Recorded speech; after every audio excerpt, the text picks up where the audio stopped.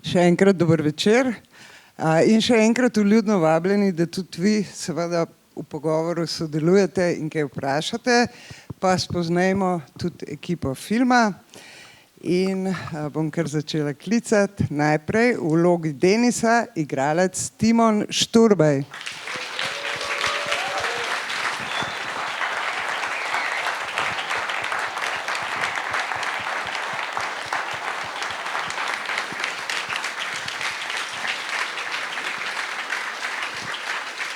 Pa koproducent filma Rok Biček.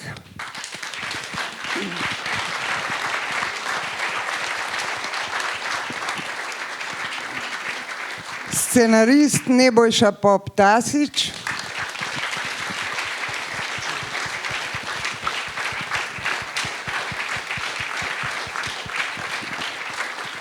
In pa scenarist in režiser Olmo Omerzu.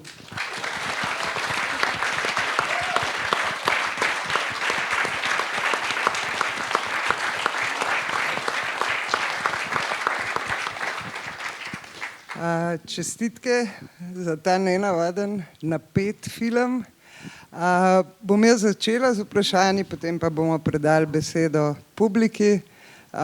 Olmo, v svojih filmih se kar naprej vračaš k tematikam družinskih odnosov, dinamik, tudi k tematiki odraščanja.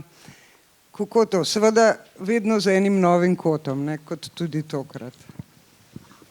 Mene je vedno nekako fasciniralo to, da se da preko družinskih dinamik v bistvu govoriti na nek način tudi o prenesenem pogledu družbe.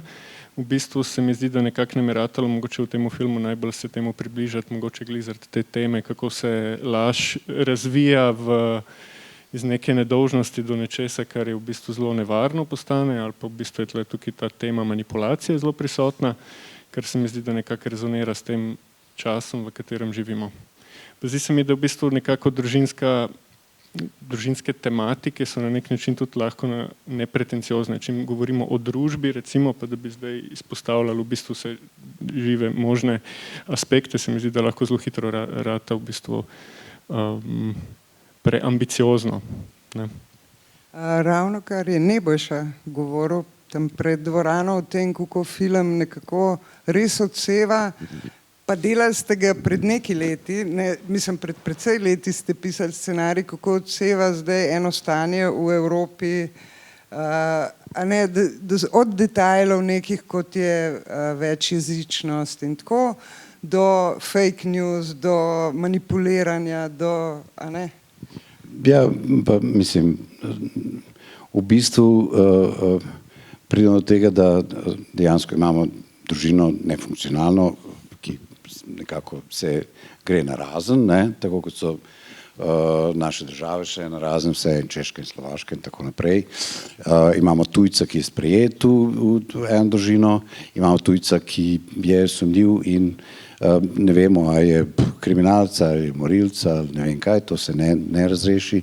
Tako naprej imamo to mladino, ki se nekako pač upira itd.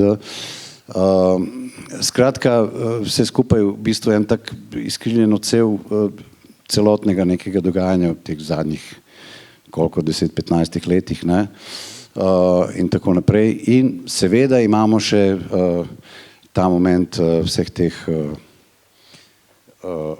manipulacij, lažnih informacij, poskusa tega in onega, kako rešiti problem in tako naprej.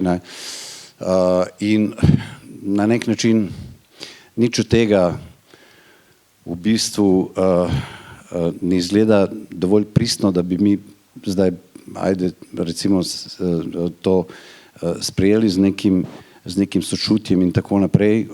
V bistvu jaz, ko sem gledal film pol in ko sem ponovno razmišljal v bistvu o filmu, vedno pridem do tega, da začnem dvomiti v bistvu prav o pristnosti odnosov.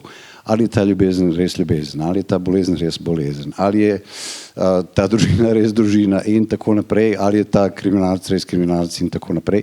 Kar dejansko v bistvu se mi zdi odseva ful to eno negotovost in dvom in vse ostalo, kar mislim v tem času, v katerem sploh živimo danes.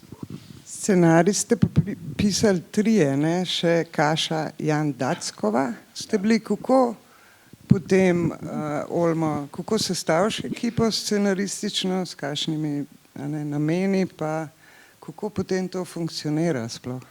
V bistvu večinoma je nekako tako poteka to delo, mislim pri različnih filmih, ampak da jaz pišem nekako to zgodbo, ta treatment razširjeni, potem v bistvu najboljše začne delati na dialogih, pa potem itak nekako dialogi vedno pokažejo recimo, da določene stvari še ne funkcionirajo v scenariju, stvari se spreminjajo in tako. Kaša je bila pa tudi v bistvu zelo pomembna tukaj, ker je vse nekako jedro tega filma je pač Klara, ne?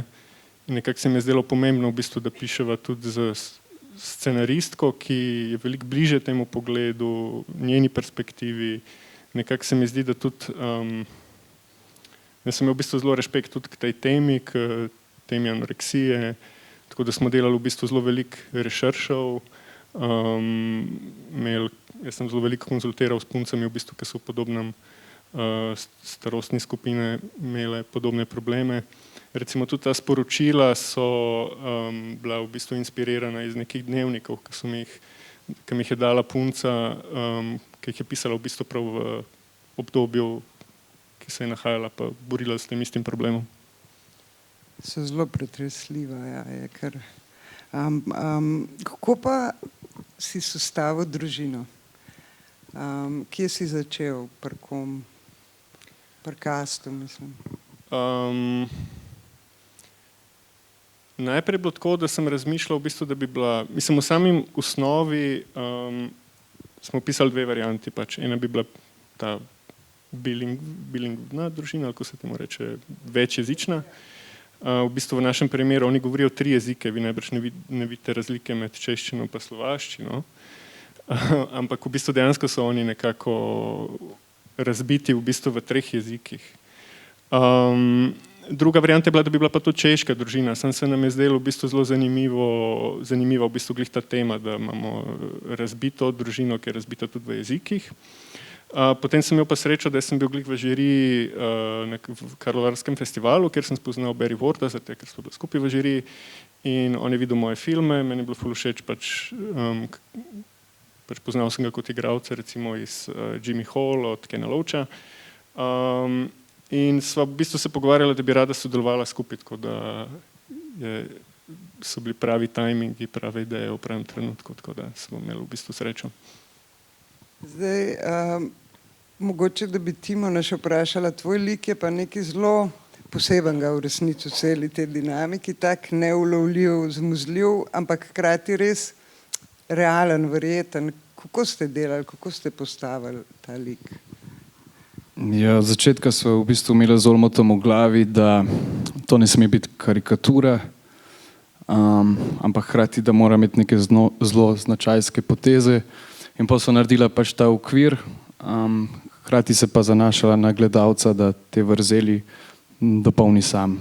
Zdaj ga je ubil, ga ni ubil in tako naprej. Zdaj si pa povedala med sabo. Ja, to pa so si, ja.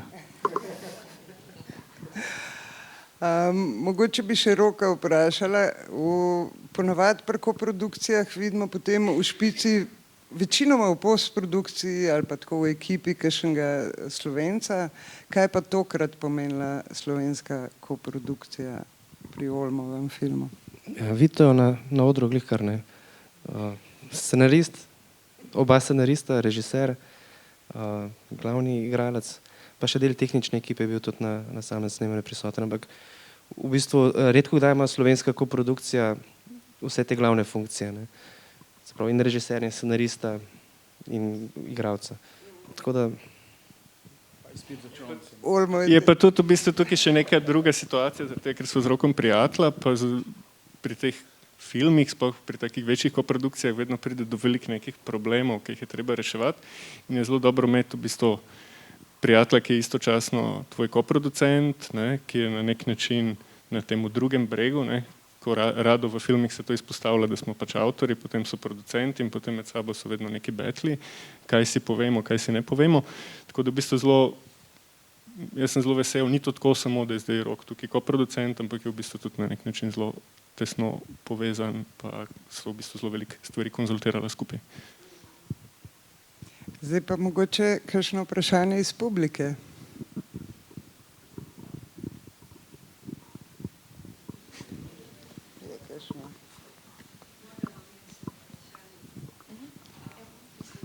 Glejte, gospa, če boste mikrofon, da vas bomo vsi slišali.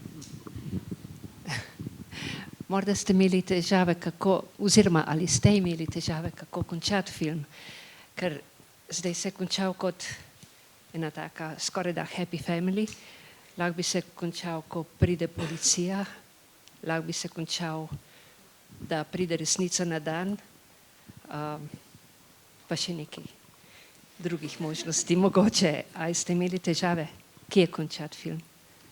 Niti ne, v bistvu meni se je zdelo, da ta pika na i, da pokliče Teo, ki je na nek način ta otrok, na katerega se ves čas pozablja v filmu, se mi je zdelo v bistvu zelo pomembno, ker tudi recimo bilo je zanimivo, da znotraj neke sploh če delate tako večjo koprodukcijo, potem je v to vpleteno veliko skladov, veliko nekih dramaturških opomb in ena izmed recimo opomb, ki se je pogosto pojavljala, je bila, da zakaj Teo, če pač v scenariju ima na koncu v bistvu tako pomembno odločitev, kar jo naredi, zakaj ga v bistvu v drugi polovici bolj ne eksponiramo. Ne? Recimo tam ideja je pa bila, pač, da meni se je zdelo zelo zanimivo, da v bistvu on nekako izginja iz filma v drugi polovici, da tudi gledalec deloma na njega pozabi in podobno kot starši in da v bistvu on to pozornost privabi v bistvu samo od sebe, ne, in naredi v bistvu to veliko gesto. Tako da to je bilo tudi ena izmed stvari, ki sem jo jaz mogel ves čas ponavljati, da je to namen, pa tudi upal sem, da bi to uspelo v smislu, da imaš lik, ki je pomemben, pa nekako zdrsne na obrobje. Ampak ja, ni bilo neke dileme, zato ker se mi zdi, mislim, jaz imam deloma problem z temi odprtimi konci, ker se mi zdi, da so lahko malenkost alibistični, ne? Tako da lahko je tako, lahko pa ne, ampak se mi zdi, da sem ta gesta, ki jo naredi Teo, da pokliče policijo, v bistvu na nek način niti ni tako zelo odprt konec to. Pa zdaj ne vem, a vidimo srečno družino, ki bi bila mogoče lahko srečna, če Teo policija ne bi poklical, ampak na nek način je srečna v bistvu, ta sreča je zgrajena na lažeh. Ne? Pač neka ta osnovna moralna provokacija, ki je bila pač meni najbolj fascinantna, je bila to, da koliko zelo ta laž funkcionira v vseh situacijah, v bistvu, da dejansko nekako reši družino, da Klara se pozdravi, da dejansko v bistvu najde rešitev za vse, ne, probleme. Tako, mislim, v smislu sem bil prav tako nekako tudi jaz iritiran, da je to tako zelo lahko se je pisalo na nek način te prizore, ker so sami po sebi nekako sledili pač neki logiki. Še kakšno vprašanje mogoče? Bi pa jaz vprašala še lokacija, ne, ta kamp, ki je hkrati tako idiličen, hkrati je pa tudi klaustrofobičen, pa ne, neki skrivajo se liki, vidijo se liki, tako je zelo zanimiva lokacija. Mislim, ja, ful smo videli teh kempov, pač, ker najprej je bilo logično zaželeno, da bi snemali v Istri, ne, ker mi smo snemali potem na Pilešacu, ampak potem, ko smo te istrske kempe nekako našli, me je presenetilo, kako je v zadnjih letih, ko so vsi te kempi ratali te glamping kempi, da praktično v bistvu teh prostorov za šotore je ful manj, ne, pa da so to večinoma te glamping hiške. Ne. Pa druga stvar, ki se mi je zdela pri tem konkretnemu kempu zanimiva, pa je, da je v bistvu tako poln, v bistvu ful vertikalno funkcionira, ne, ker je polno je teh, ko se reče, kaskad, teras. In tako da dejansko vidimo v bistvu ful stvari v nekem nadgledu, pač ta motiv vojerizma je na nek način prisoten, tako pač malo podzavestno v principu snemanja že od samega začetka. Tako da to se mi je zdelo zanimivo. No? Pa v bistvu nismo dejansko našli drugega kempa, ki bi bil na nek način podoben, pa bi omogočal te iste principe dela. Kje pa je? Take. Pelješac, kako se že imenuje, Orebič, pri Orebiču. Je tako hecen kamp, ki ima 3 imena, zato ker je tako je majhen, ampak istočasno smo ugotovili, da ima 3 lastnike, pa da vsak si je tako zgradil znotraj teh malega kampa svoj majhen kamp, tako da smo za vsako stvar rabili s 3 ljudmi komunicirati, tako ful absurdno, v bistvu pa 2 sta bila skregana, en pa ne. Tako da. Kaj pa nudizem, no, kot nek hkrati spet tako malo dvojno, ne? Hkrati je ena sprostitev, hkrati pa spet glede na njihove dinamike neke pol morale, pol neki. Kdo je nudist od vas? Kdo je? Mislim, v življenju, če sem bil že kdaj, bil sem že nudist, ampak mislim, če je to vprašanje. Ne, mislim, bilo mi je čisto fascinantno, pač prvič iz neke teklarjene perspektive, da je soočena z nekim svetom, ki v njej sproža pač zelo različne stvari. Pač in tematsko se je na nek način zelo povezoval. Mislim, jaz sem ga hotel imeti še malo več prisotnega, ampak smo mogli pol v nekih čist snemalno smo bili nekako omejeni. Drugače smo pa vse nudiste iz Češke pripeljali. Ker je zanimiv, ker jih je ful velik, a ne, da dobiš, ne vem, če v Sloveniji dobiš toliko ljudi, ki bi se hoteli sleči. To je še vprašanje za mikrofon.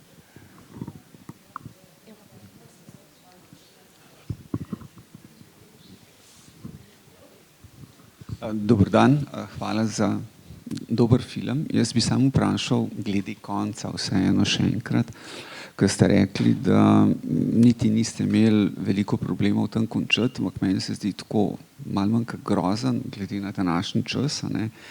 Taka srečna družina, konec, ne, ravno pred tem, da bo šlo vse v maloro, ko bo prišla policija in pol bo ne vem kaj. Ne. Tako kot današnji čas, ki je ravno tako zdaj s temi fake newsi, vsem tem, vse je na laži in mi smo še vedno srečni, ampak tako ne vemo več, kaj bo. Zdaj, a ste to namerno naredili ali vam je to res tako dobro ratalo? Mislim, da ni bil problem imeti konc glih zaradi tega, ker je na nek način se nam zdelo, da je v bistvu tako zelo točen, ne? Da ni odprt konc v bistvu. Tako da, mislim, jaz imam rad pri filmih ravno to, da so stvari pointirane, ampak istočasno, da nam spodbudi veliko vprašanj, ki ste jih vi zdaj povedal v tem vprašanju, v bistvu vse to, kar se ti poraja, ko se film konča. Ne. Tudi zaradi tega smo dali v bistvu veselo pesem na koncu, ne, glih v nekem smislu neke ironije te kvazi srečne družine, ne, z vsemi možnimi problemi. Še kakšno vprašanje mogoče? Aha. Hvala. Ja bi se vam rad zahvalil, za kako ste obogatili češko in slovensko kinematografijo. Kakšni so vaši načrti za budućnost, za prihodnost? Ja, z Nebojšo sva napisala scenarij, ki bi bil, upam, oziroma da bo prvi film, ki bi ga jaz rad v Sloveniji snemal. Zdaj smo v fazi, ko bomo zaprosili za denar, tako da je še malo prezgodaj, da bi govoril o zgodbi, ampak se veliko poje, ni pa musical.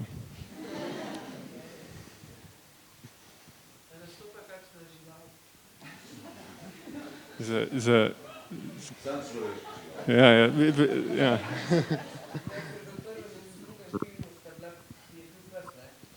Ja, ne, se te živali imam furt, mislim, imam jih skos, ampak tle jih ni, no, zaenkrat. Kako? Harmonike ne bo, nimamo še zaenkrat. Mislim, nič proti harmoniki drugače, ampak. Ja. Še kakšno vprašanje mogoče?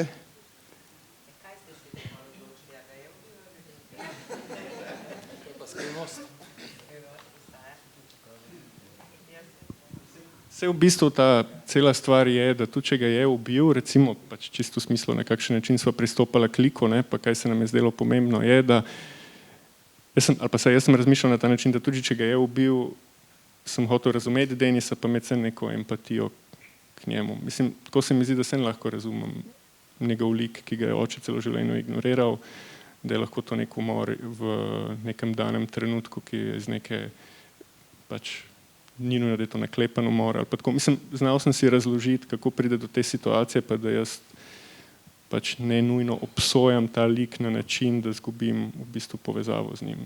Tako da v bistvu meni se ni to zdela neka taka velika prepreka v smislu identifikacije gledalca z likom. Ampak ni pa na nek način pomembno, zato ker ta cel motiv trilerja je bil za nas pomemben bolj v smislu dileme staršev. Pač, se mi zdi, da tudi, če bi naenkrat mi povedali, da je pač Denis morilec, naenkrat ta dilema postane drugačna, ne? Ker ta dilema je zanimiva ravno zato, da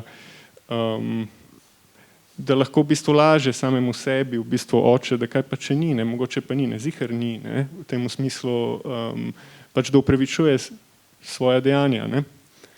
Če se vse skupaj odvija pozitivno. Da Denis ves čas poudarja pomembnost družine in tako naprej. Ne. Tako da ima še to, kako bi rekel, eno moralno razsežnost, ne. In spet dvom, a je to zares storil ali ne, in če je, lahko ga razumemo, lahko sočustvujemo z njimi, teda, če pa ni, ne vemo, a je Kristjan Kavenik v Tekačevem, ne vem kaj, bili so te raziskovalni avioni, sem pa tja od teh supergi, ne vem, pojma nimamo. Ne?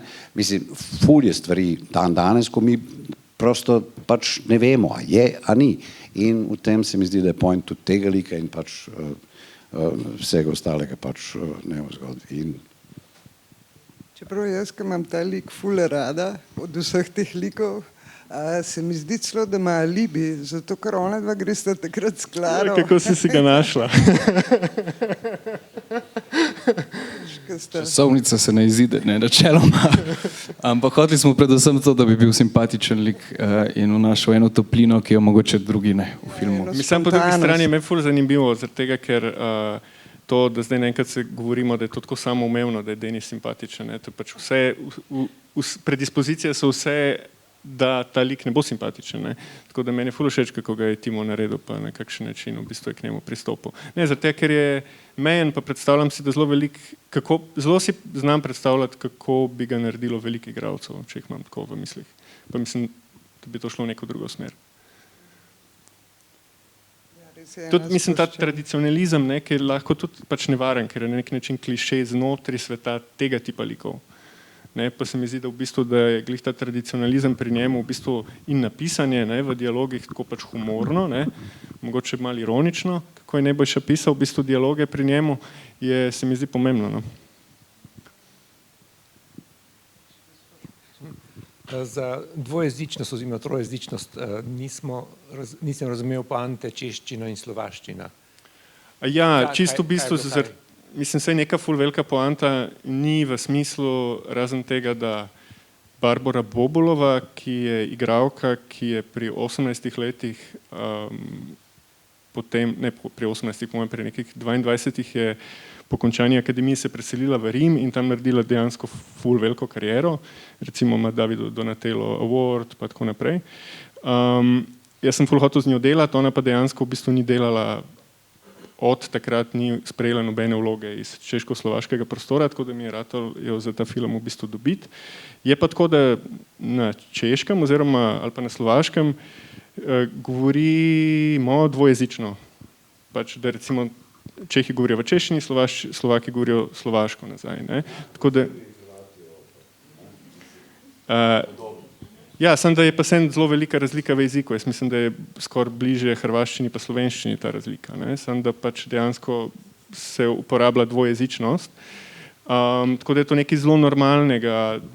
Pač so take češko-slovaške družine, kjer otroci, če pač živijo na češkem, bojo govorili češko, mama bo govorila slovaško z njimi in tako. Tako da to je sen.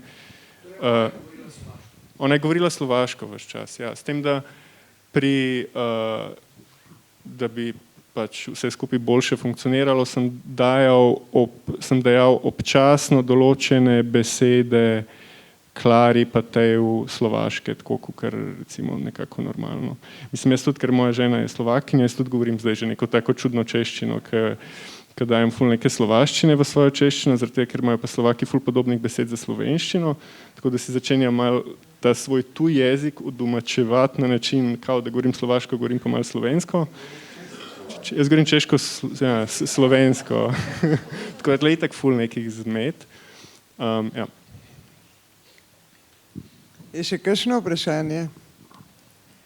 Sicer bi se pa jaz vam zelo zahvalila in za film in za ta pogovor vam, da ste prišli in se lahko naprej pogovarjamo v preddverju ob enem kozarčku. Hvala. Hvala vam.